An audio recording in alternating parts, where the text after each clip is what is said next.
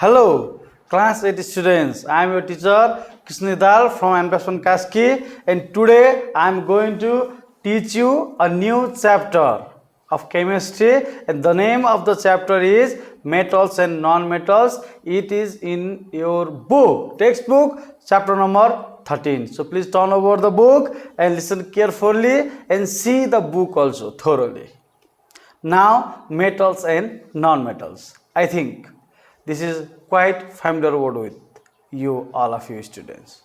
From class 6, you have been reading metal and non-metal. So now in class 6, you will be reading little more vast in definition and in properties and in uses in this chapter. So let's go to the introduction part. Now I have written a word here, pure and impure substances. So what does the thing strike in your mind? I hope you think that our world or our surrounding have different type of substances, and among these substances some are pure substances and some are impure substances. So how you will distinguish the pure and impure substances? Simply, pure substances are elements and compounds only. You know this thing, the pure substances are elements and compounds only. And how you know the element? You know the element from the modern periodic table. There are 118 elements in your modern periodic table which is provided in your book. You have to see that clearly. Among the 118 elements, 92 are natural elements and 26 are synthesized in lab. That means they are developed in the lab. So let's remind again, our surrounding is made up of, in our surrounding we get different type of substances. Some are pure substances and some are impure substances, and among them pure substances are elements and compounds. So what do you get? The things which are elements, the substances which we call elements or we call compounds are the pure substances that we found in our surrounding. So what do you mean by elements? Can you define me the elements? If you can define, that is very good, and if you cannot define, you can see the third line over here. Elements are defined as the pure substance, because we already know that element is a pure substance. So elements are the pure substances that can neither be splitted into two or more substances nor can be made from two or more substances. So have you got clear? The simple thing, elements is defined as a pure substance and it cannot be splitted. That means it can be broken into other elements. Along with that, it cannot be made from other elements. Why it can be made? Because it is a pure and do not depend on any other. The elements are such a pure substances. I think you know the cell of our body. All of you know cell. What is cell? Cell is the structural unit, smallest unit of our body. Likewise, the smallest unit of a substance is element. Have you got this thing? Elements are the structural unit or basic unit of the substances, like the cell of animal cell or plant cell. So cell are structural and functional unit of life. That's why functional unit of substances are elements. So once more, you have to recall this definition. This is very important. Elements are defined as the pure substances which neither can be split into two or more substances nor can be made from two or more substances. So it is a very pure and basic thing in our surrounding. And elements are next point. Elements are the basic unit of substances. That means all substances are made up of elements.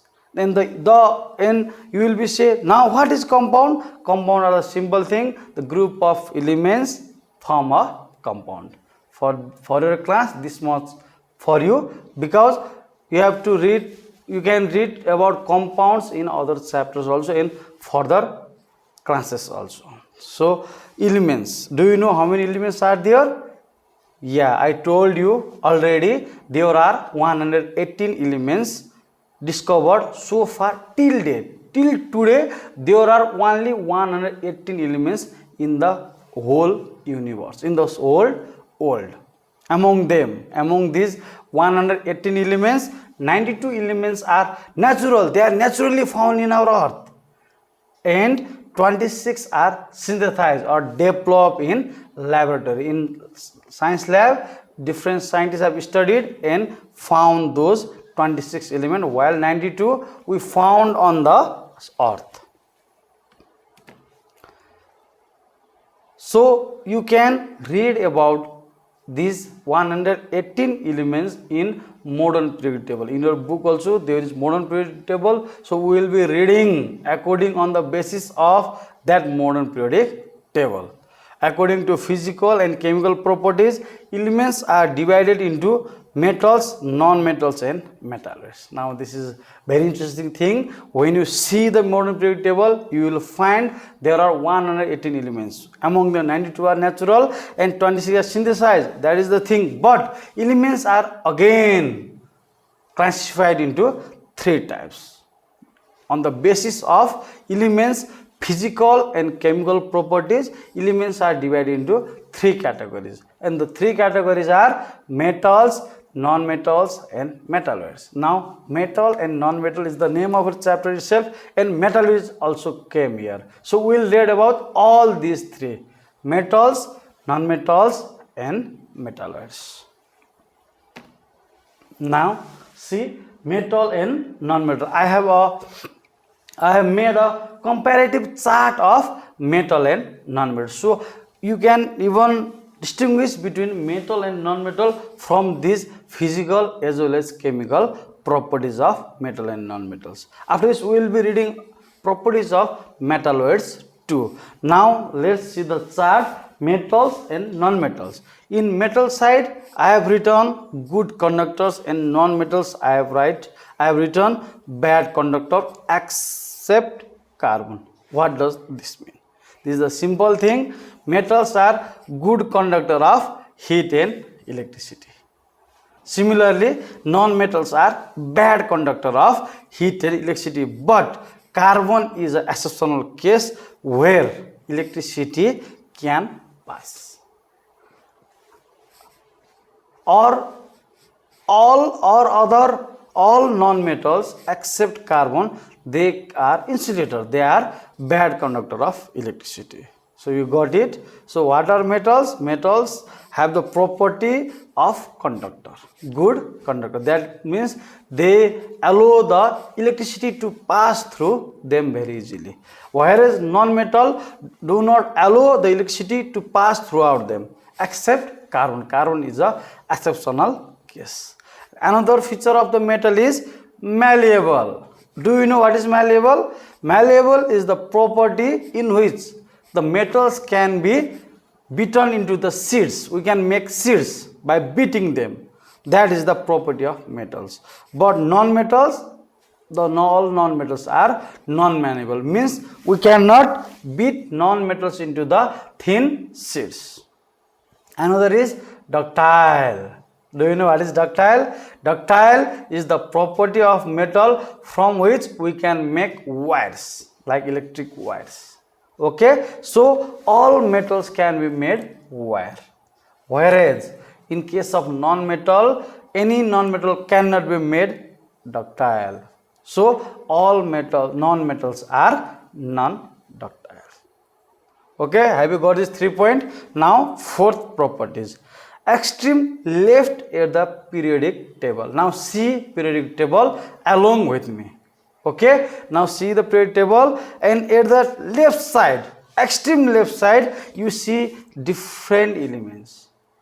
Okay, in the modern periodic table, see modern periodic table, don't say Mendel periodic table, see modern periodic table, and at the extreme left side, there are the name of different elements, and all those elements are metals. You can see the group IA, IIA, group 3B, group 2B, group 3A.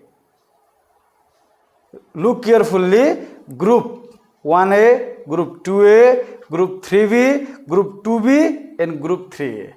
All the elements lying in this group are metal, and this group is left in your modern periodic table.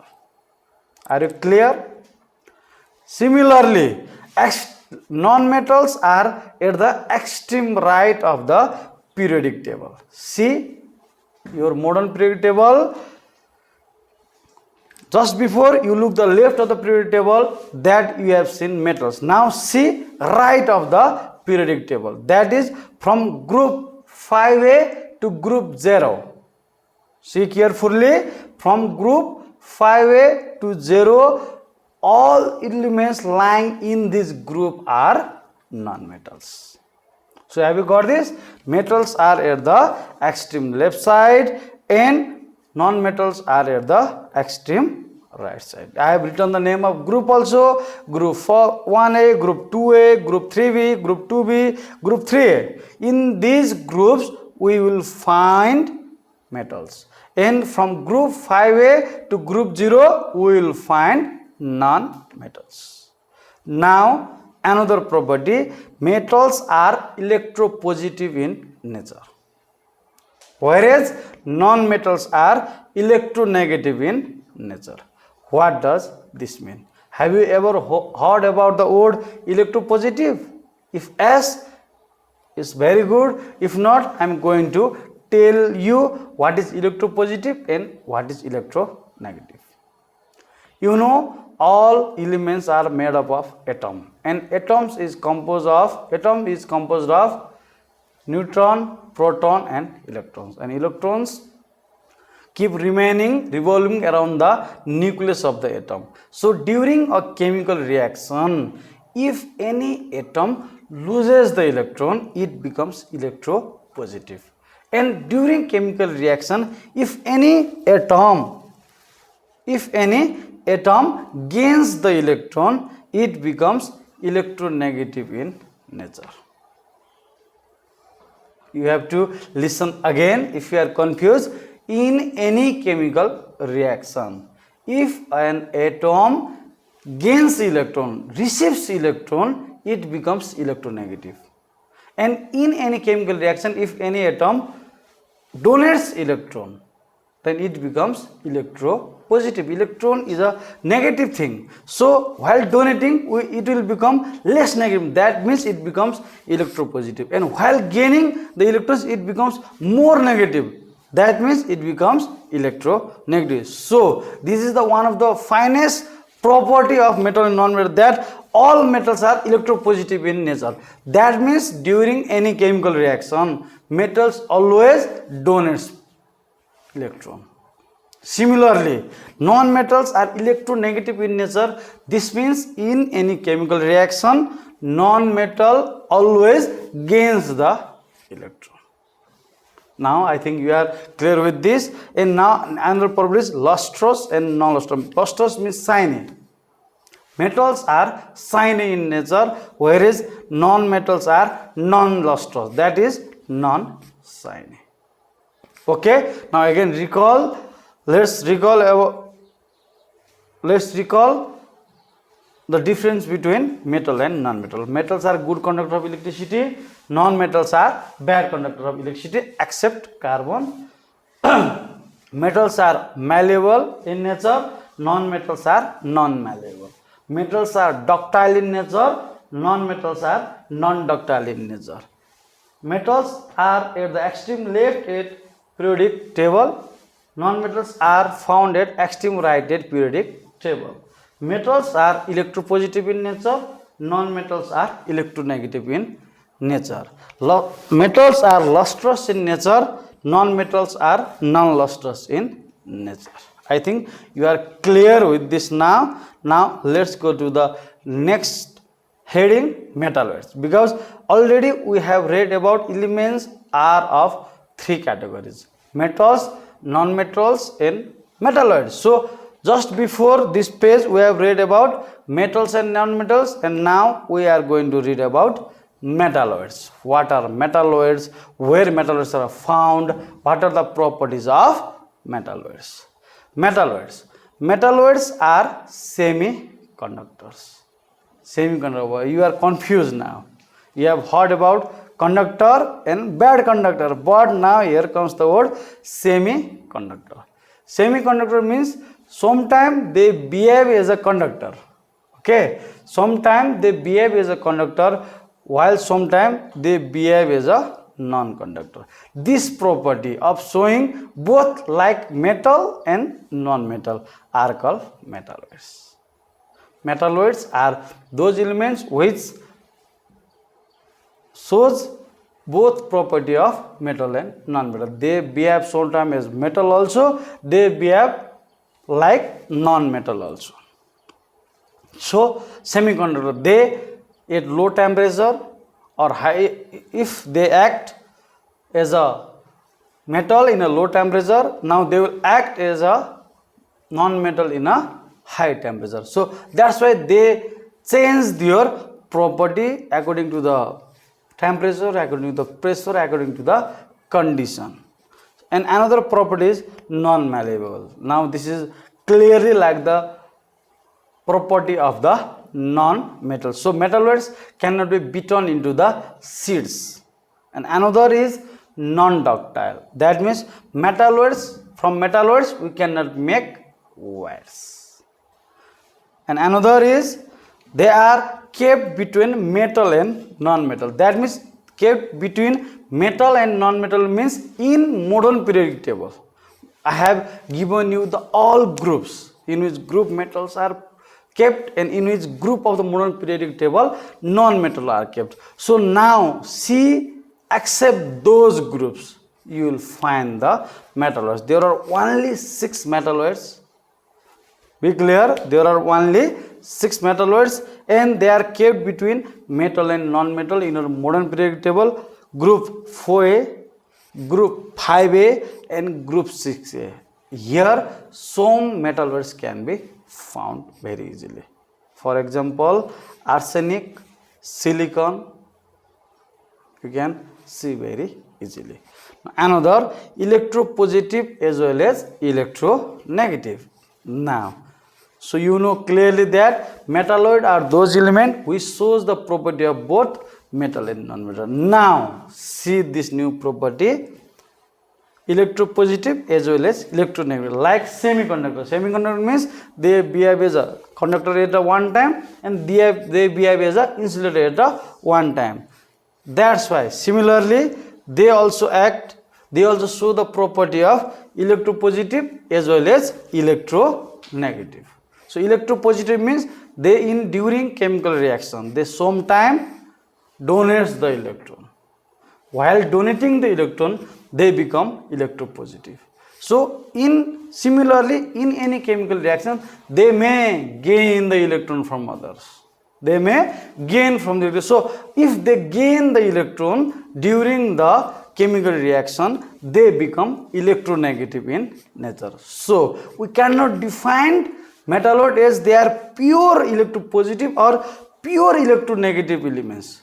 They can sometimes be electropositive and sometimes they can become electronegative during chemical reaction. Another is lustrous. Now lustrous, that means shiny. They keep on going shiny. They all look shiny like metal, but we should not be confused between metal and metalloids, because metalloids can show property of metal also, non-metal also. Are you clear? Let's revise this once again.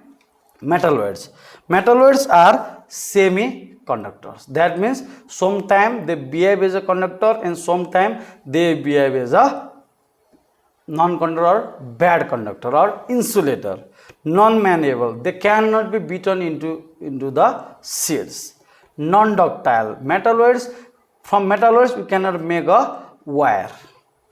Kept between metal and non-metal. This is the position of metalloids in modern periodic table. In modern periodic table, if you see modern periodic table, you will find metalloids between metal and non-metal, and where metals I have told you already, and where are non-metals I have told you already along with the group name. In group 4A, 5A and 6A you may find metalloids.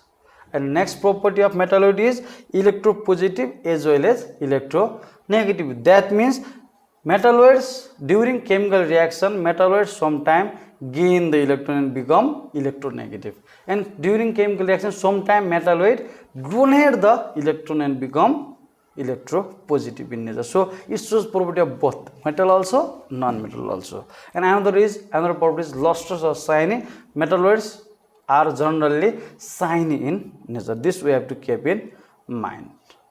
Okay, so student, today I will summarize up to here. So let's revise from starting metals and non-metals.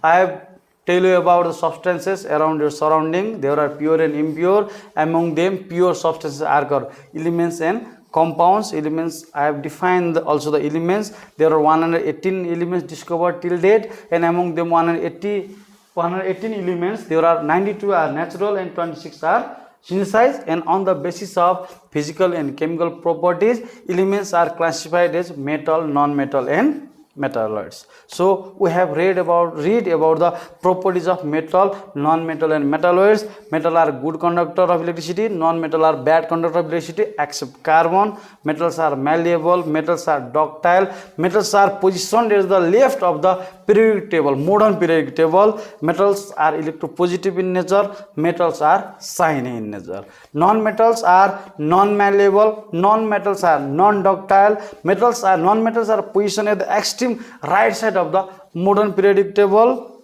Non-metals are electronegative in nature and non-metal are non-lustrous. So similarly, the properties of metalloids are they are semiconductor in nature. That means they sometimes becomes good conductor, sometimes they become bad conductor. Metalloids are non-malleable. We cannot make the sheet from the metalloids. They are non-ductile, and in modern periodic table they are positioned between metal and non-metal. That means in group 4A, 5A and 6A. Metalloids sometimes act as electropositive, sometimes act as electronegative, and metalloids are shiny in the nature.